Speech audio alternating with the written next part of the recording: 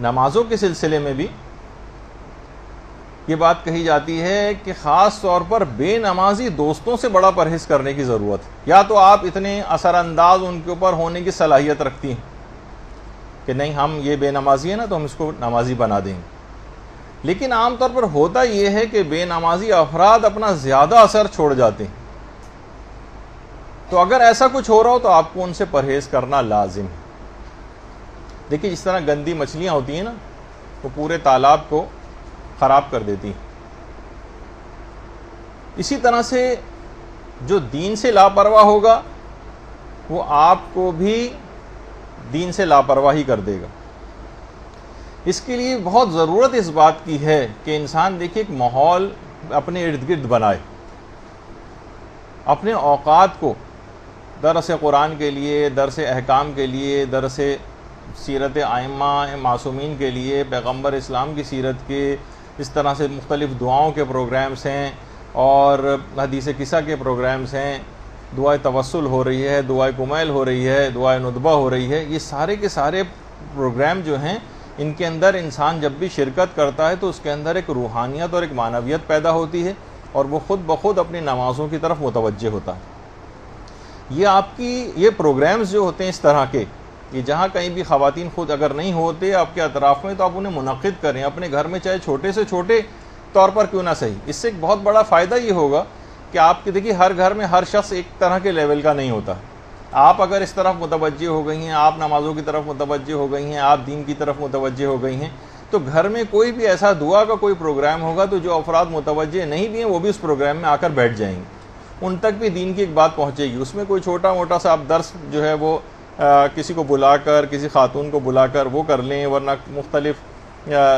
مدرسے کے مختلف یہاں سے آپ سی ڈیز وغیرہ لے جا کے, بہت سے گھروں میں یہ بھی سلسلہ شروع ہو گیا جہاں اسپیکر کا انتظام نہیں ہوتا وہاں اس طرح سے ان چیزوں کا استعمال ہو جاتا ہے. تو یہ تمام چیزیں ایسے افراد کے اوپر بہت زیادہ اثر انداز ہوتی ہیں. اسی طرح سے آپ کوشش کریں, جیسے کربلا ٹی وی ہے اور ایران کے مختلف چینلز ہیں جن کے اوپر مثلا نمازیں وغیرہ آتی ہیں, اور وہ اگر آپ ان کو دکھانے کا کوئی ایسا انتظام کریں, عام طور پر مغرب اور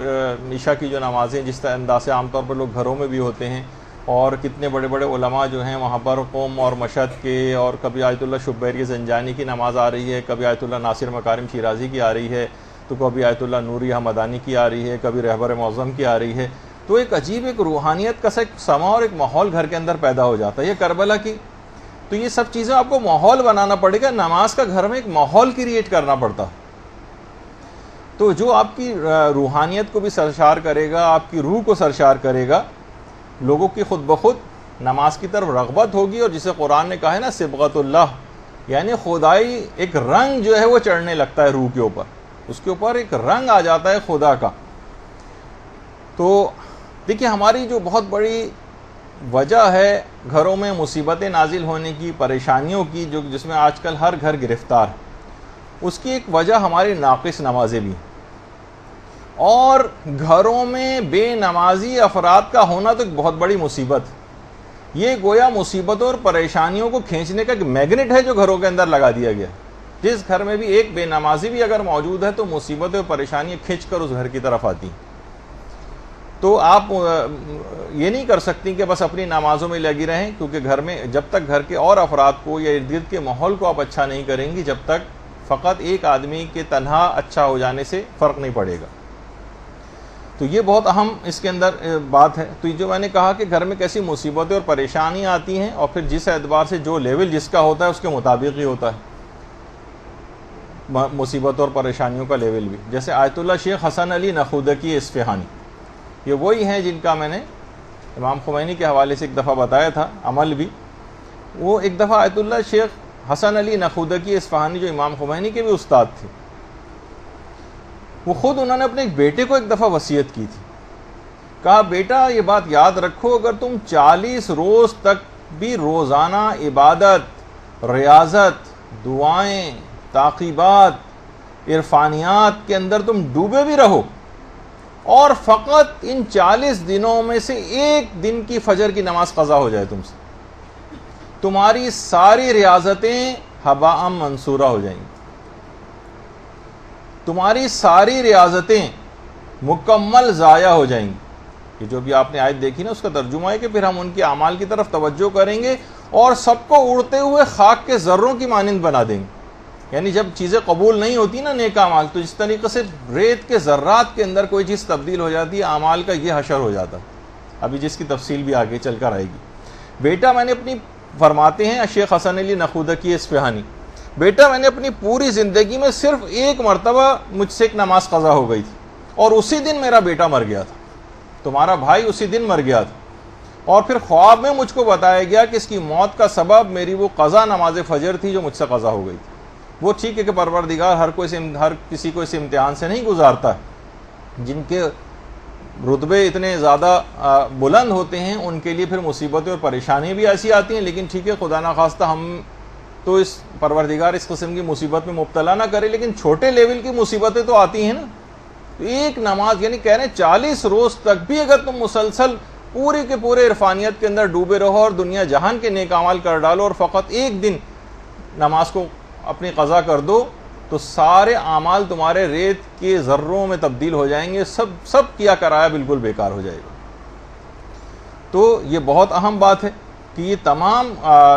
خاص طور پر نماز کے سلسلے میں جو بے اعتدالیاں ہیں اور جو لاپرواہیاں ہیں، یہ کس طرح سے نقصان پہنچاتی ہیں۔ اور یہ آیت اللہ شیخ حسن علی نخودی کی اصفہانی وہی ہیں جن کا ایک کیمیا والا نسخہ میں نے آپ کی خدمت میں بہت عرصے پہلے جو ہے وہ پیش کیا تھا۔ اچھا، اب دیکھیے یہ کہا جاتا ہے کہ نماز وہ فریضہ ہے جو سیدہ زہرا سلام اللہ علیہا نے ٹوٹی ہوئی پسلیوں کے ساتھ،